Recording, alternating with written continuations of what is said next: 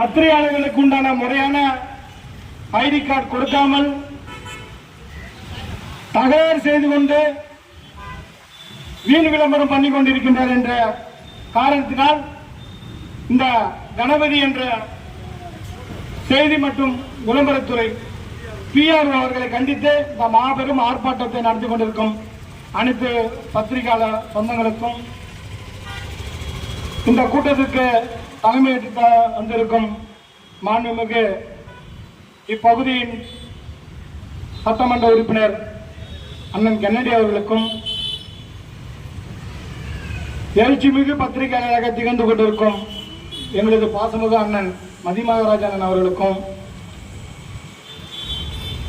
எந்த மூலையில் எந்த தவறு நடந்தாலும் அதை சுட்டிக்காட்டி மக்கள் மத்தியில் எடுத்து காட்டக்கூடிய அருமை தோழர் அழகர்கலம் அழகர் அவர்களுக்கும்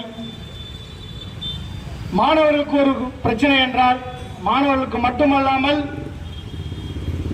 பாதிக்கப்படக்கூடிய மக்களுக்கு எதுவாக இருந்தாலும் ஓடோடி வந்து குரல் கொடுக்கும் அருமை தோழர் மாணவர் கூட்டமைப்பு தலைவர் சு சாமிநாதன் அவர்களுக்கும் 10 ரூபாய் நோட்டு 10 ரூபாய் 10 ரூபாய் நோட்டுன்னு ஒன்று ஒரு ஆரம்பிச்சுக்கிறாங்க 10 ரூபாய் இயக்கம். அந்த இயக்கம் வந்து நல்லா செயல்பட்டு கொண்டிருக்கிறது.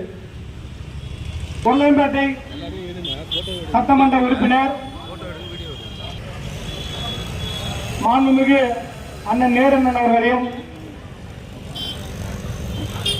நான் சேர்ந்த தலித் மக்கள் பாதுகாப்பு இயக்கத்தின் தலைவர் பிரகாஷ், பொதுச்செயலாளர் செல்வகுமார், எனது அமைப்பு தோழர்கள் இவர்கள் அனைவருக்கும் நான் சேர்ந்த தலித் மக்கள் பாதுகாப்பிற்காக நன்றி கலந்த வணக்கத்தை தெரிவித்துக் கொள்கின்றேன். அன்பார்ந்த புதுச்சேரி மக்களே, ஒரு அலுவலகத்தில் அரசு அலுவலகத்தில் பணிபுரிந்தால் 3 ஆண்டு காலம், அதுவும் யாராவது சிபாரிசு பண்ண ஒரு 4 ஆண்டு காலம் அவ்வளவுதான்.